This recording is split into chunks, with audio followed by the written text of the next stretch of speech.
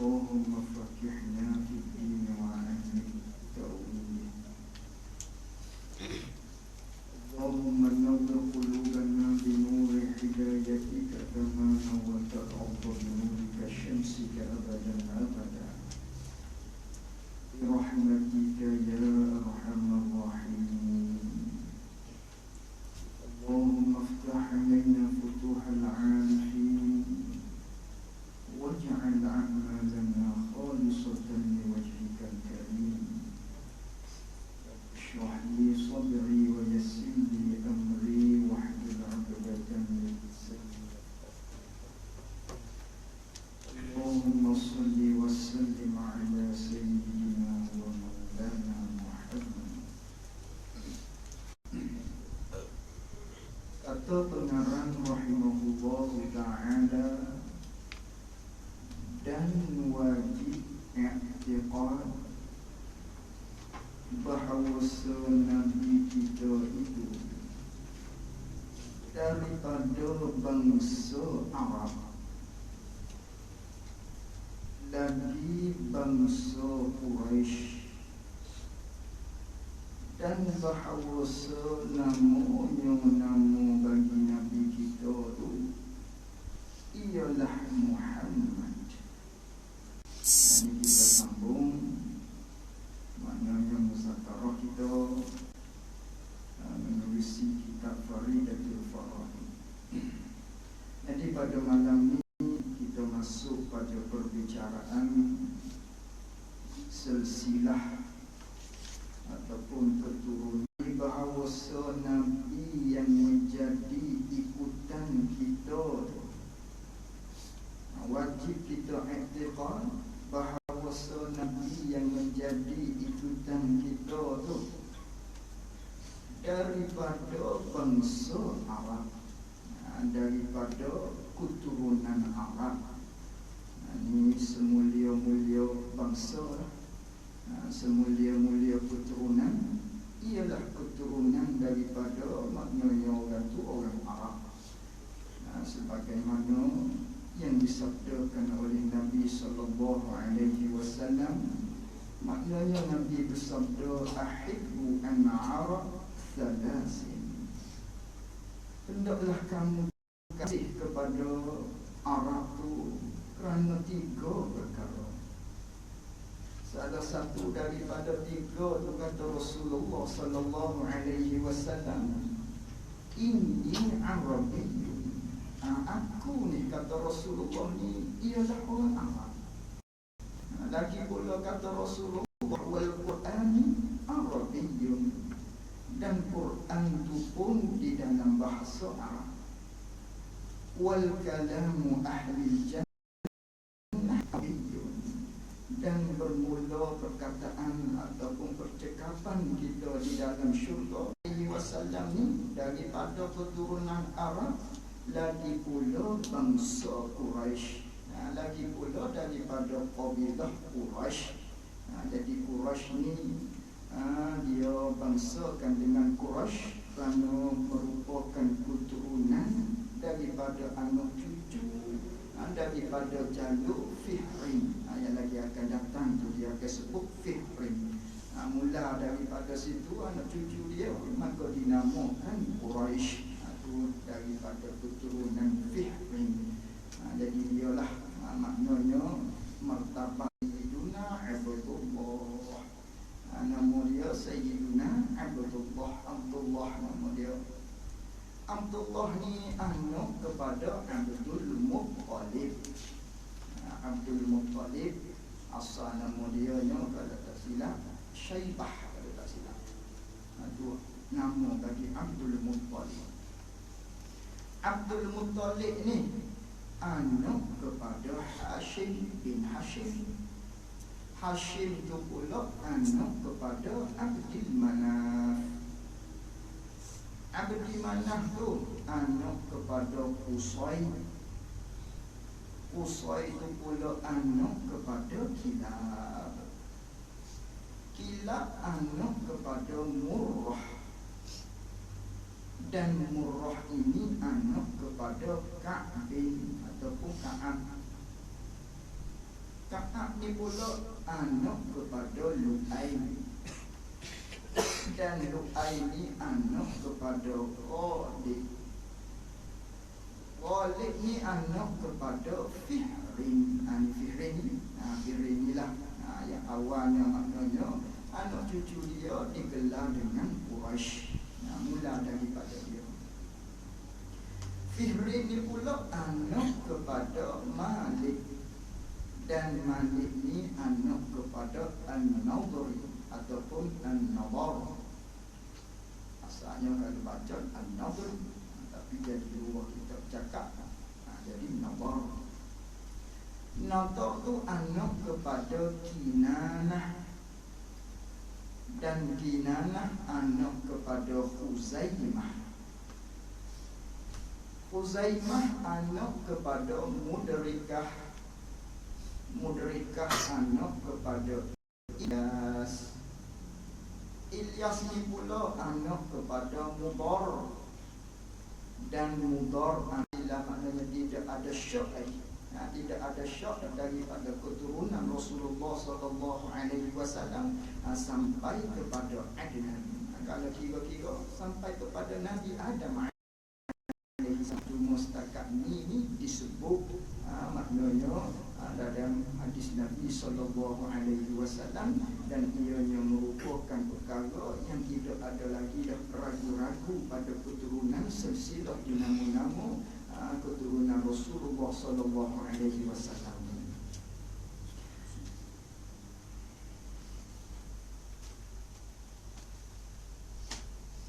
Dan bahawasanya ni apa pada kata bahawasa Nabi kita, takdir kalamnya, dan wajib i'tiqad.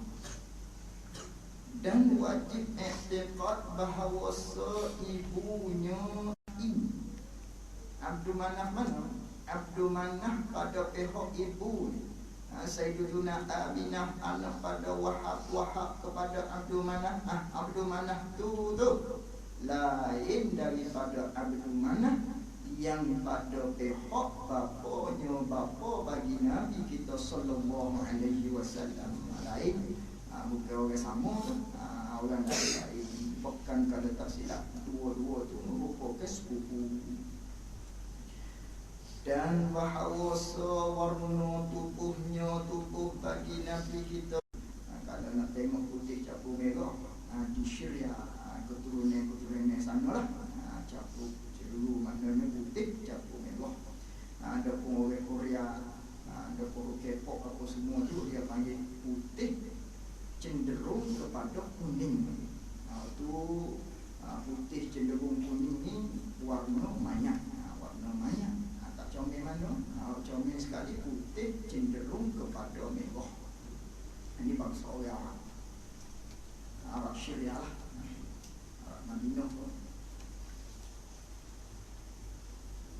Itu pun ada beza, kata setengah ulama, maknanya kalaulah, maka barang siapa, tak kira siapa-siapa yang mendakwa akan jadi Nabi, tambah lagi atau Rasul, dia dakwa diri dia tu jadi Nabi, ataupun dia dakwa dia mengaku diri dia tu sebagai Rasul, kemudian daripada Nabi kita sallallahu alaihi wasallam, kalau dia ada mengaku selepasnya, maknanya dibangkitkan Nabi kita sallallahu alaihi wasallam, dia mengaku dia ni Nabi, dia mengaku dia ni Rasul, jawabnya nescaya jadi kafir. Jadi kafir orang tadi, orang yang mengaku dia tu Nabi dan dia mengaku dia tu Rasul bila selepas daripada Nabi kita sallallahu alaihi wasallam. Kerana tak ada lagi, kerana Nabi kita lah ialah Nabi yang paling akhir, dan Nabi kita lah Rasul yang paling akhir. Siapa yang dakwa, siapa yang mengaku dia tu Nabi, dia mengaku dia tu Rasul, maka dia telah jadi kafir, wal-iyaza billahi ta'ala. Dan bahawasanya diperanuk akan dia, akan Nabi kita sallallahu alaihi wasallam ni, diperanuk pada negeri Makkah. bandar Mekah, iaitulah di kampung yang dinamakan dengan Iras Al-Makkiyah. Di tempat di kampung nama dia Iras Al-Makkiyah. Disitulah Nabi kita sallallahu alaihi wasallam lahir. Jadi sekarang ni kata guru ada satu bangunan atas tapak rumah yang di mana Nabi kita sallallahu alaihi wasallam lahir. Di situ maknanya ada dinamakan dengan Maulud Nabi. Jadi di situ maknanya kerajaan Arab Saudi dia buat maktabah, tempat simpan kitab-kitab. Jadi kalau kita di Mekah boleh tanyalah mana tempat, iaitulah tempat diperanakkan Nabi kita sallallahu alaihi wasallam. Pada masa ketika mana Nabi itu berada di Mekah, ketika mana Nabi berada di Mekah, pada ketika itulah di masa Nabi duduk di Mekah lah, di bandar Mekah ni lah, maknanya Nabi itu dilantik menjadi Rasul. Kata dibangkit jadi Rasul di Mekah tu padahal 40 tahun. Yakni padahal ketika tu umur Nabi kita tu 40 tahun. Pada ketika umur Nabi kita tu 40 tahun. Maka di sini juga maknanya kata ulama faham daripada kelantikan Nabi kita sallallahu alaihi wasallam pada umur 40 tahun. Maknanya daripada sinilah fahamnya ulama manakala Mekah dan diam dengan maknanya mendiam. Diam dengan makna mendiam ataupun menetap. Bahasa kita menetap. Dan menetap ia Nabi Muhammad duduk Nabi Muhammad duduk dengan makna menetap, mendiami di Mekah, pada Mekah. Kemudian daripada demikian dilantik jadi Rasul tu 13 tahun. 13 tahun setelah mana dilantik Nabi kita sallallahu alaihi wasallam jadi Rasul, 13 tahun berada di Mekah tu, ketika tu semaya tak ada lagi, tak solat. Lalu tu ibadat Nabi sallallahu alaihi wasallam ketika tu ialah tafakkur. Tafakkur, duduk memikir pada kejadian Allah Subhanahu wa taala. Kerana semaya tak ada lagi. Semaya tibanya sebelum hijrah setahun. Di Mekah juga. Tapi sebelum hijrah setahun. Tahun depan itu hijrah. Jadi di Mekah ni syariat yang disuruh, maknanya yang difardu oleh Allah Subhanahu wa taala ialah sembahyang. Hak lain-lain semuanya di Madinah. Setelah Nabi kita sallallahu alaihi wasallam berhijrah. Adapun 13 tahun setelah kita Nabi kita sallallahu alaihi wasallam 13 tahun sungguh sahabat-sahabat duk cuci supaya mentauhidkan Allah Subhanahu wa taala. Ibadat tak ada lagi ketika tu. Hanya duk tauhid, duk cerita pasal Allah Taala satu dan sebagainya. Lalu itu disebutlah oleh ulama maknanya awwaluddin ma'rifatullah. Awal-awal agama tu ialah kenal Allah. Maka orang yang tak kenal Allah, ibadat dia tak sah. Sebagaimana yang disebut oleh Imam Ghazali rahimahullah ta'ala, la tusihul ibadah illa ma'rifatil ma'lum. Tidak sahlah satu-satu ibadat yang kamu kerja tu, melainkan baru sah setelah mana kamu kenal Allah Subhanahu wa ta'ala. Ini kerana itulah pentingnya ilmu berkaitan dengan kenal Allah. Ilmu tauhid ni ilmu paling penting. Tapi bukan dengan makna ilmu fardu ain, ilmu tauhid. Bab ngaji, ngaji sekali semua. Bukan dengan makna kena khatam dulu kitab faridah, baru pergi pada kitab-kitab lain. Bukan dengan makna tu. Cuma nisbah ilmu fardu ain sekali. Apa ni nisbah ilmu fardu ain yang paling penting sekali? Ilmu tauhid. Kerana ilmu tauhid inilah tempat sakupnya, maknanya ibadat-ibadat yang lain dikenal Allah Subhanahu ke Madinah setelah mana duduk di Mekah selama 13 tahun setelah dibangkit jadi Nabi ketika umur 40 tahun. 13 di Mekah. Baru berpindah ke Madinah.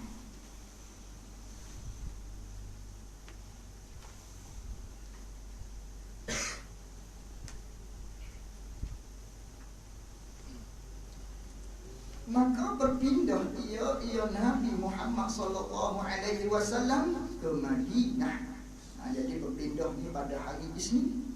Hal keadaan maknanya umur Nabi kita sallallahu alaihi wasallam 53 tahun, 40 tambah 13 jadi 53 tahun. Hari Isnin Nabi berpindah daripada Mekah hijrah ke Madinah. Mula daripada situlah maknanya kalender Hijriyah itu tu. Mula daripada situ. Jadi Nabi wafat pun hari Isnin, berami kita sallallahu alaihi wasallam, dan menetaplah Nabi kita Muhammad sallallahu alaihi wasallam pada Madinah tu, menetap duduk situ 10 tahun pula. Duduk dan di Madinah tu 10 tahun. Dan wafat ia Nabi Muhammad sallallahu alaihi wasallam, dan wafat Nabi kita tu padanya pada Madinah. Nabi wafat pun di Madinah hari Isnin tadi. Hari Isnin. Dan dikubur akan Nabi kita Muhammad sallallahu alaihi wasallam, dikubur pada tempat wafatnya. Wafat bagi Nabi kita sallallahu alaihi wasallam. Mana tempat Nabi wafat? Tempat Nabi wafat yang kita kata kubur situ tu, iaitu tempat wafatnya, wafat bagi Nabi kita sallallahu alaihi wasallam ialah di rumah Sayyidatuna Aisyah radhiyallahu anha. Di rumah jadi sebagai seorang pemimpin, baca ayat dan sebagainya. Ar-rijalu qawwamuna 'ala nisa. Lalu itu akhir-akhir sekali yang paling rapat sekali dengan Nabi kita sallallahu alaihi wasallam ialah Sayyidina Abu Bakar radhiyallahu anhu. Lalu itu dilantiklah dan ni Sayyidina Abu Bakar sebagai khalifah yang pertama.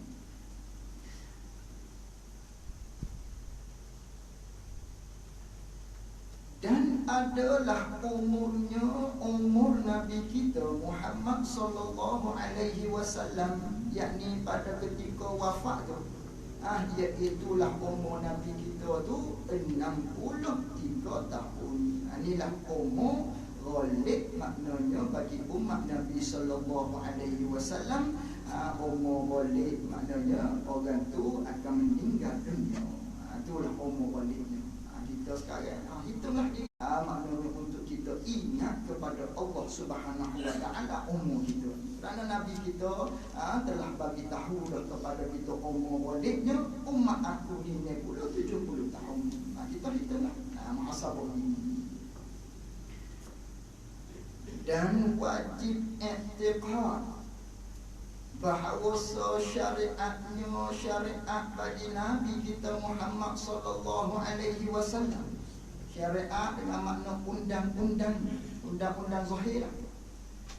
Dan wajib i'tiqad bahawa syariat Nabi kita Muhammad sallallahu alaihi wasallam, undang-undang Nabi kita ni menasakh dan kekallah syariat Nabi kita sallallahu alaihi wasallam kekal hingga hari kiamat, yakni hinggalah hampir kepada terjadinya hari kiamat.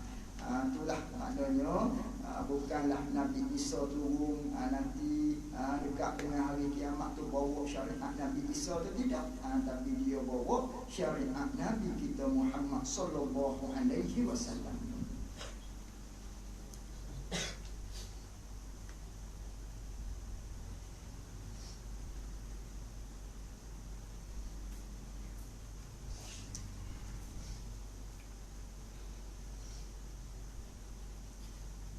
Dan wajib i'tiqad. Wajib i'tiqad lagi. Dan wajib i'tiqad, maknanya i'tiqad ni seolah-olah seperti bandingannya komputer lah. Komputer tu kita, bandingan komputer tu seperti kita. Kemudian manakala ada komputer, kita nak tarik satu-satu benda, kita tarik. Kita tarik dengan komputer kita tu, seolah-olah kita tu mengajilah untuk mendapatkan ilmu. Manakala tu taiklah nisbah komputer tadi. Manakala kita tarik, kita pun save dia. Kita simpan apa yang kita tarik, ilmu apa, ini bisa budak-budak pastilah. Dia ingat, dia hafal, boleh hafal, boleh, comel hafal.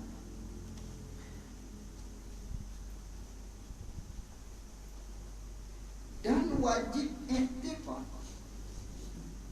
dan wajib kita percaya, kita berpegang di dalam hati kita bahawa Nabi kita sallallahu alaihi wasallam ini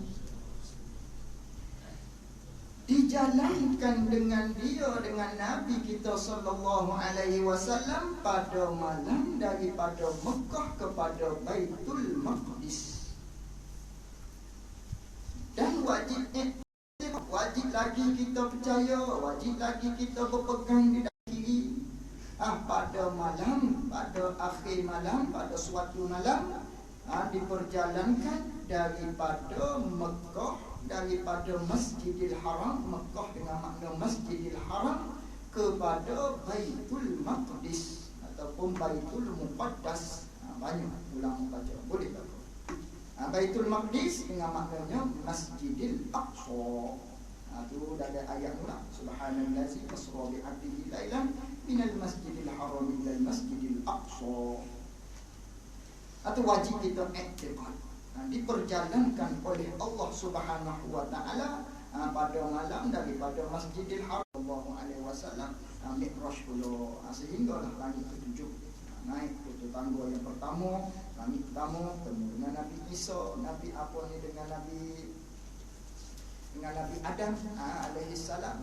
Lepas tu pula bertemu dengan Nabi Isa, Nabi Yahya di langit yang kedua. Bertemu pula dengan Nabi Yusuf di langit yang ketiga. Bertemu pula dengan Nabi Idris langit yang keempat. Bertemu pula dengan Nabi Harun di langit yang kelima. Langit yang keenam bertemu dengan Nabi Musa alaihi salam. Langit yang ketujuh bertemu dengan Nabi Ibrahim alaihi salam. Itu Mi'raj Nabi sallallahu alaihi wasallam.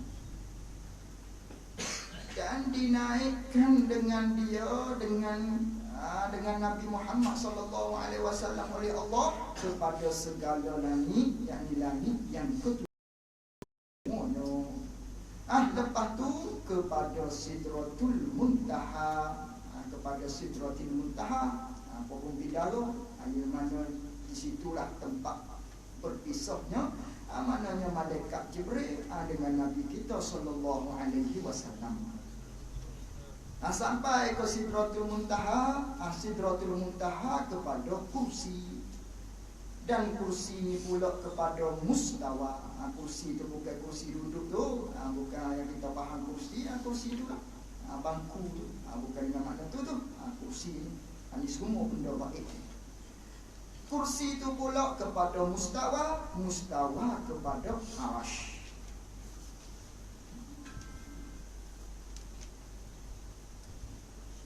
Dan melihat ia Nabi kita sallallahu alaihi wasallam, melihat akan Tuhannya, Tuhan bagi Nabi kita sallallahu alaihi wasallam. Melihatlah Nabi ini akan Tuhannya, Tuhan Azza wa Jalla. Kata melihat tu sebagai melihat, sebagai lihat yang patut dengan dia, dengan Allah Subhanahu wa taala lah.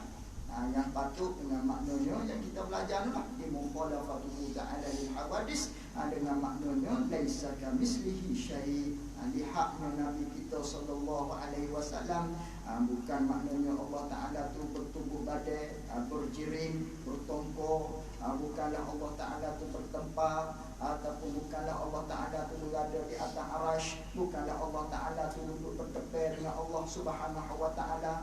Lihat yang layak, lihat yang tidak seperti maknanya Allah Taala tu dengan makhluk, bukan bertepar dan sebagainya. Nampak Allah Subhanahu wa taala. dan berkata-kata akan dia, akan Nabi kita sallallahu alaihi wasallam ni berkata-kata oleh Tuhan. Inilah dalil, maknanya sifat kalam Allah Subhanahu wa taala. Ada Allah Taala tu berkata-kata dengan Nabi kita sallallahu alaihi wasallam. Ada inilah Allah Taala tu bersifat dengan sifat kalam, dia tidak bisu. Lalu tu Nabi kita sallallahu alaihi wasallam dengan kalam lafzi yang Allah Taala jadikan ianya tu makhluk. Itulah Nabi kita dengar. Dan difardukan atasnya, atas Nabi kita sallallahu alaihi wasallam dan atas umatnya, umat Nabi kita sallallahu alaihi wasallam difardu akan sembahyang yang 5, yakni 5 waktu. Jadi asalnya 50, yang 5 yakni yang asalnya 50 waktu pada asalnya. Sebagaimana maknanya yang disabdakan oleh Nabi kita sallallahu alaihi wasallam, faradallahu ta'ala alayya wa ala ummati 50 sanah 50 salah. Nabi kita sallallahu alaihi wasallam bersabda, telah difardukan ke atas aku, kata Rasulullah, dan ke atas umat aku ni ialah 50 waktu. Tak sempatlah kita tadi tu nak makan, nak buku-buku nasi, nak pergi roti jangan, nak teh air kopi ready dan sebagainya. Ada kerana 50 waktu wajib kita sembahyang tiap-tiap hari semalam. Tapi dengan rahmat Allah Subhanahu wa taala, Allah Taala kurangkan yang 50 tu jadi 5. Di dalam riwayat yang lain sallallahu alaihi wasallam bersabda, fa furida alayya 50 salah fi kulli yaumin wa lailah. Telah difardukan ke atas aku, kata Nabi sallallahu alaihi wasallam, 50 kali solat pada setiap hari dan malamnya. Dan 50 waktu ni Allah Taala fardu ke atas Nabi kita sallallahu alaihi wasallam. Lalu tu kata Rasulullah, fanazaltu ila Musa. Lalu tu aku turun, bertemulah aku ni maknanya dengan Nabi Musa alaihi salam. Faqala, kata Nabi Musa, ma farada rabbuka ala ummati. Ya Muhammad, Nabi Muhammad, apa yang diwajibkan ke atas umatku oleh Allah, atas umatmu oleh Allah Subhanahu wa taala? Lalu tu kata Nabi kita sallallahu alaihi wasallam, 50 salat, 50 waktu Allah Taala fardukan ke atas umat aku supaya umat aku ni solat. Lalu tu kata Nabi Musa alaihi salam, irji' ila rabbika fa as'aluhu takhfif salawat. Adalah pada waktu subuh tu 10 kali sembahyang. Di waktu subuh 10 waktu kita kena sembahyang. Wa fi waktu zuhri kazalik, sama juga pada waktu zuhur pun 10 juga. Dan pada waktu asar pun 10, dan pada waktu maghrib pun 10, waktu isyak pun 10. Tak sempat semua. Tak sempat dah nak pergi ke kahwin dan sebagainya. Ini semua rahmat daripada Allah Subhanahu wa taala.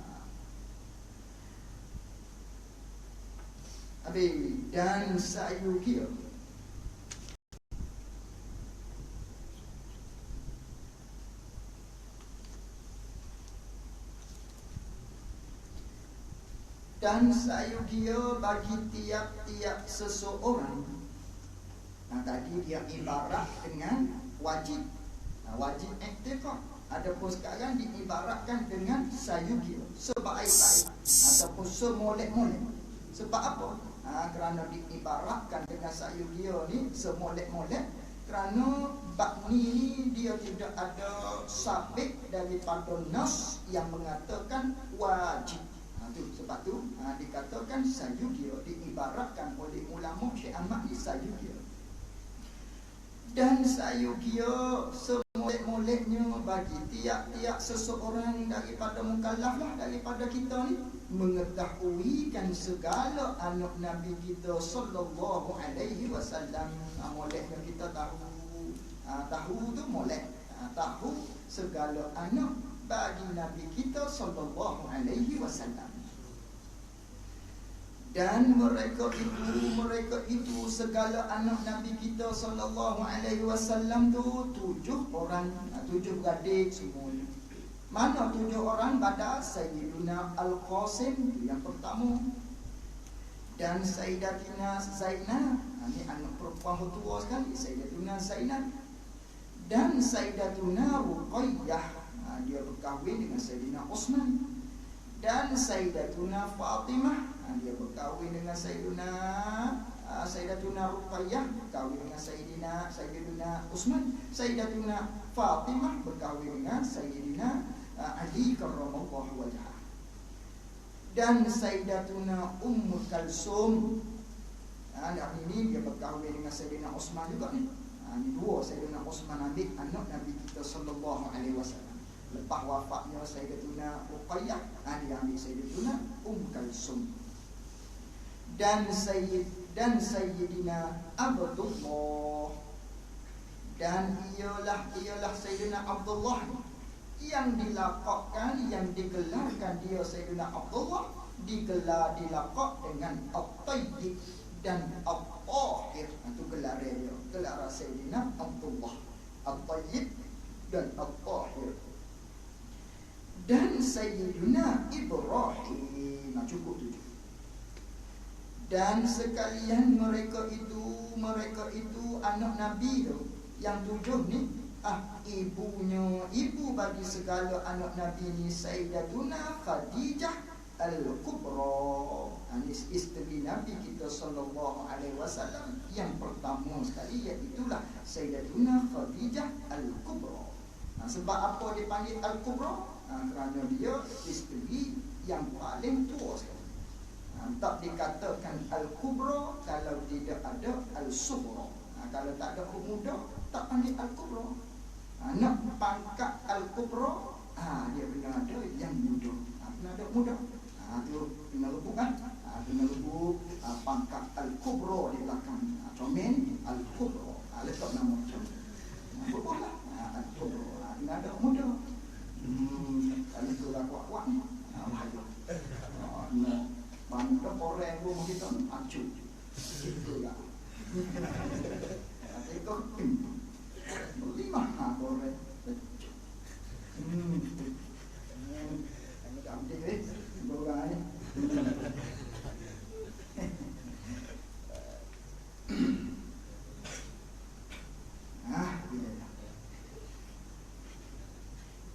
Dan sekalian mereka itu anak Nabi yang 7 tu, ibu dia ni Sayyidatuna Khadijah Al-Kubra, melainkan Sayyiduna Ibrahim. Sayyidina Ibrahim sebagai bukan daripada zuriyat daripada Nabi kita pun ni, bukan daripada keturunan anak kepada Khadijah Al-Kubra. Lalu tu Sayyidina Ibrahim ni, maka ibu bagi Sayyidina Ibrahim ni Maryah Al-Qibtiyah radhiyallahu anhum ajma'in. Nama dia Maryah Al-Qibtiyah, ni mak kepada Sayyidina Ibrahim. Mati kecil tu lah, ada di bagi tabi'in tu. Jadi Maryah Al-Qibtiyah, dia ni sebagai hamba perempuan, sebagai hamba dia ni, sebagai jariah yang dihadiahkan oleh Piripus, raja Mesir, kepada Nabi kita sallallahu alaihi wasallam. Keluarlah anaknya Sayyidina Ibrahim. Dan bermula segala isterinya, isteri Nabi kita sallallahu alaihi wasallam yang tertinggal kemudian daripada wafat bagi Nabi kita sallallahu alaihi wasallam tu 9 orang. Yang tertinggal dengan makna yang hidup. Itu yang hidup. Yang hidup lagi selepas daripada Nabi kita tu wafatnya, ada laginya 9 orang. Maka 9 orang ni hidup ni, maka sahabat-sahabat maknanya tak bolehlah nak berkahwin dengan isteri Nabi sallallahu alaihi wasallam. Kerana pada ketika tu sahabat ada dia nak ambil Aisyah, dia kena kepada Sayyidatuna Aisyah. Ada ayat. Tu ayat maknanya isteri-isteri Nabi ni ialah muk-muk bagi kamu. Tak nak berkahwin. Bismillah. tinggal lepas daripada wafatnya Nabi kita sallallahu alaihi wasallam. Iaitu 9 orang yang tinggal selepas daripada wafat Nabi kita sallallahu alaihi wasallam daripada kalangan isteri Nabi ni, iaitu Sayyidatuna Aisyah anak kepada Sayyidina Abi Bakar, dan Sayyidatuna Hafsah anak kepada Sayyidina Umar, dan Sayyidatuna Saudah anak kepada Zam'ah, dan Sayyidatuna Safiyah anak kepada Huyayin. Aduh, kita tu silap tu. Huyayin. Sama dia bawa dulu tu. Ada tersilap tu. Talhah bin Abdullah Atah ni yang kedua. Baris yang kedua. Itu kita baca Talhah bin Abdullah. Dak, Talhah bin Ubaidillah. Itu baik isi. Talhah bin Ubaidillah. Kita tengok dalam kitab Tuhfatul Murid ada. Talhah bin Ubaidillah, bukan bin Abdillah. Ini pun sama. Huyayin, bukan Hayyin. Huyayin.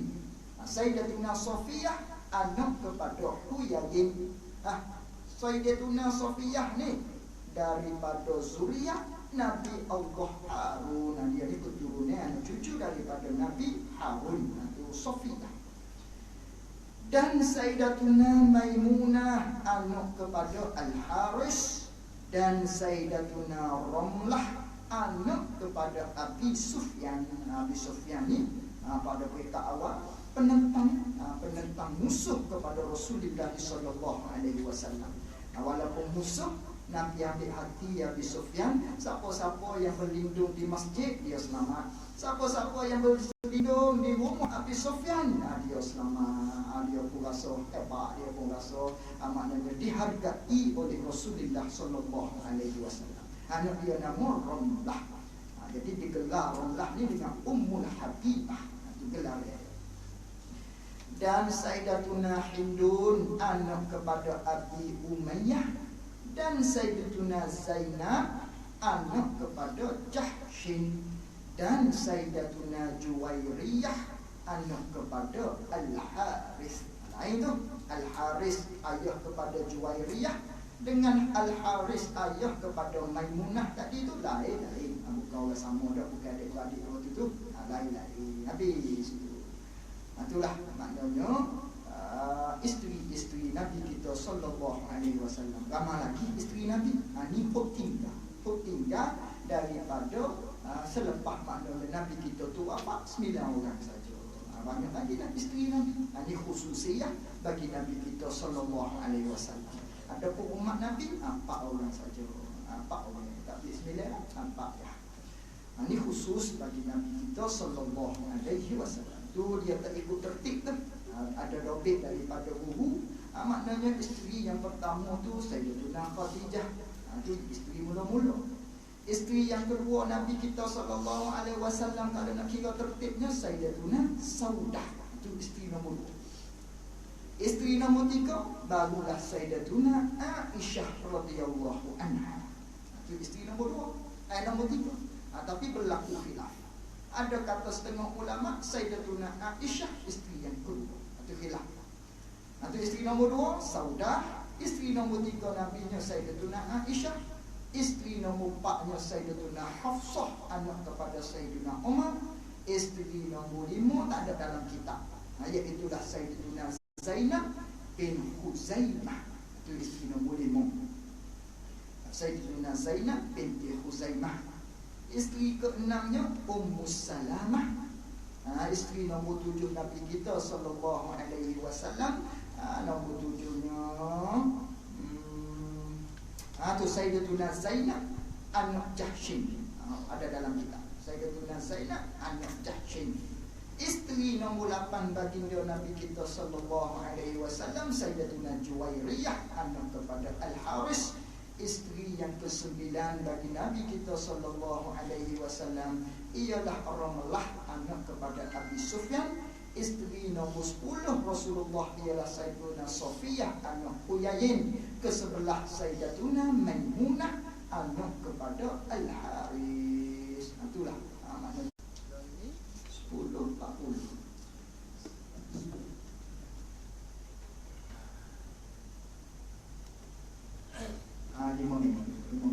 Qala al-muallif rahimahullah ta'ala. Muka surat 20 ni. Muka surat 20 ni 5 ni. Baris yang ketiga daripada atas qala Allah qala Allah. Qala al-muallif rahimahullah ta'ala. Dan jika syak imam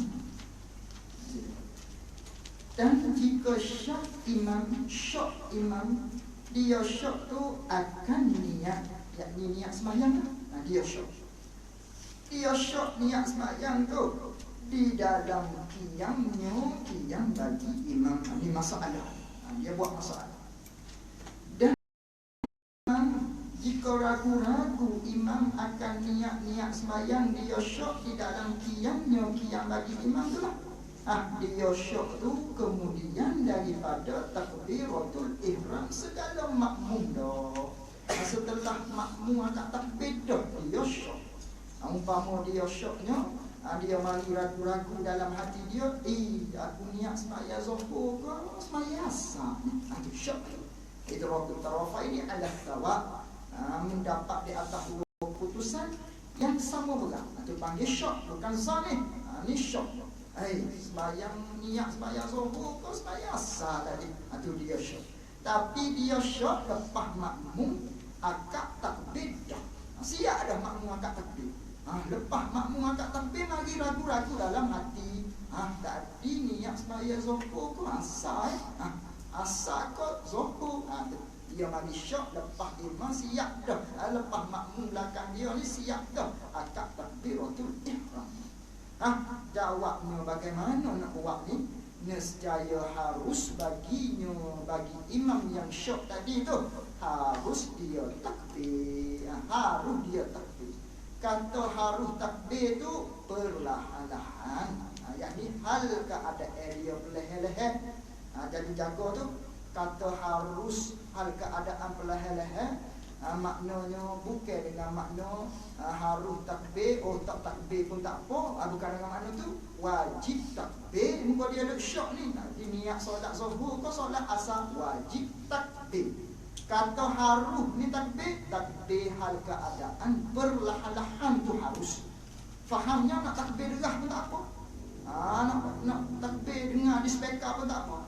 Tapi harus dia tadi tu dah syak solat zuhur ke niat solat asar ni, makmum akan takbir dah. Ketika tu harus dia takbir secara perlahan-lahan. Apa maksud perlahan-lahan? Dengar di telinga dia saja. Itu maksud perlahan-lahan. Bukan maksud perlahan-lahan tu tak dengar di telinga dia, tu tak sah. Dengar di perlahan-lahan dengan makna dengar di telinga dia, tak dengar dia orang lain. Itu harus dia. Ada dia syak tadi. Wajib akad takbir. Nescaya haruslah bagi imam tadi tu takbir hal keadaan perlahan-lahan serta dengan niatnya, niat imam semula. Niat jadi semaya semula. Niat semaya balik. Niat. Kemudian lepas daripada tu, kemudian imam bacalah Fatihah. Bacalah Fatihah dia. Dan sahlah sembahyang segala makmum dengan dia, dengan imam yang niat balik tadi, yang imam yang syak tadi, yang dia akad takbir balik. Sahlah segala makmum tadi. Kata sah makmum tadi tu, yang imam dia akad takbir balik ni, dan jika royahnya kata sah, dan jika mengetahui segala makmum, sekalipun makmum tu dia tahu dengan demikian kata imam tu takbir semula, dia tahu kemudian daripada takbir imam semula tu, ataupun sudah dia semaya dah barulah dia tahu imam takbir balik, sekalipun sah juga, tak ada masalah bagi makmum tadi tu, walaupun imam tadi agak takbir semula, tak ada masalah. Satu masalah. Masalah yang kedua, dan jika diselangi saf. Bila ni masalah kedua pula. Masalah saja. Dan jika diselangi saf, diselangi dengan mimbar, itu mimbar. Dan jika diselangi saf tu diselangi dengan mimbar ataupun tiang, diselangi dengan tiang, bagaimana? Nescaya tiada putus safnya, saf tersebut tak putus saf. Tak putus. Kerana apa tak putus sah kalau diselangi dengan mimbar ataupun tiang sekalipun? Kerana dinamakan sah yang satu juga, yakni pada huruf ataupun manusia panggil sah juga. Mana boleh nak angkat mimbar, mana boleh nak angkat tiang, butuhlah bangunan tadi masjid dan sebagainya. Dah kalaulah diselangi di antara makmum-makmum dengan makmum tepi itu dengan mimbar ataupun dengan tiang, dia panggil tak putus sah, tak ada masalah jemaah kita. Habis masalah yang kedua, maka barang yang didapatkan oleh makmum wallahu a'lam. Pada ni awak ubah dan 5 minit. Ada dulu. Ayo. Mana? Ada. Sok.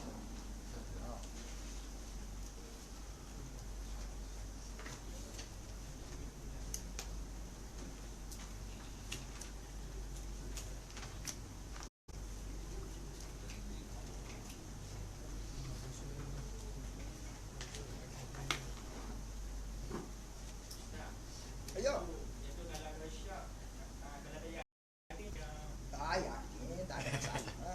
Tak apa lagi. Syok. Oh, yakin salah. Yakin salah memang wajib ni, wajib takbir. Wajib takbir balik. Macam mana dia nak beritahu orang kita semayang tu kan? Orang belakang dah masuk dah. Nak berlaku kat luar baik. Okey. Dia akak takbir gitu. Allahu akbar, makmum tu tak mufarakah dah. Apa jadi dah? Jadi dah. Kata walaupun diketahui oleh makmum sekalipun, imam tu akak takbir, dia tak dia nak apa? Sah. Tak payah takbir semula makmum. Tapi kalau makmum takbir semula tak ada masalah lah. Tapi kalau makmum tak takbir pun sah juga. Walau dia tahu. Kalau makmum takbir mula, dia keluar semayang. Dia keluar semayang tu haram tak? Ada muka batak kalau kira-kira ni imam dia tu akan takbir balik. Atau sekalipun tak di belakang. Belakang. Maknanya kalau dia tahu dia tak akak pun tak apa. Tapi kalau dia akak takbir balik pun tak apa juga. Ada pasal sekalipun.